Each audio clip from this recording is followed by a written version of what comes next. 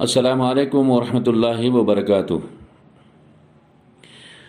وضو کے بارے میں بات چل رہی ہے، اسی عنوان کو آگے بڑھاتے ہوئے صرف ایک چھوٹی سی مختصر سی بات آپ کے سامنے عرض کرنی ہے۔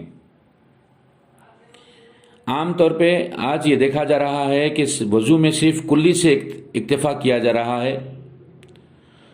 بحالت روزہ ہو تو غرغرہ کرنا منع ہے، لیکن بغیر روزے کے غرارہ کرنا چاہیے، جسے غرغرہ بھی کہتے ہیں۔ آئیے اس کے فائدے کیا ہے۔ ہمارے حلق میں، حلق کے نیچے جو گلا ہوتا ہے اس میں ایک چوکیدار ہے جسے ٹونسس کہتے ہیں،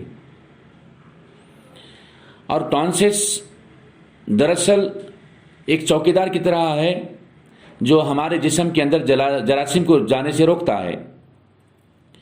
ایک مثال دیکھیں، یوں سمجھایا گیا کہ ایک فیکٹری ہے، فیکٹری میں اگر چوکیدار ہو تو وہاں سے کوئی چیز چوری نہیں ہوتی۔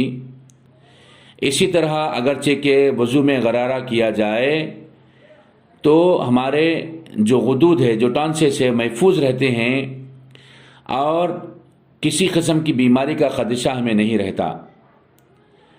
بعض اوقات تو یہ ہوتا ہے کہ ٹونسس کو نکال دینا پڑتا ہے، جس کی وجہ سے ہمیشہ کے لیے پچھتاوا ہوتا ہے، اور ایسے ٹونسس نکالنے والوں کے لیے قوی اندیشہ رہتا ہے، یا تو انہیں دمے کی بیماری ہوتی ہے، یا ٹی بی کی بیماری ہوتی ہے، یا مسلسل کھانسی رہتی ہے۔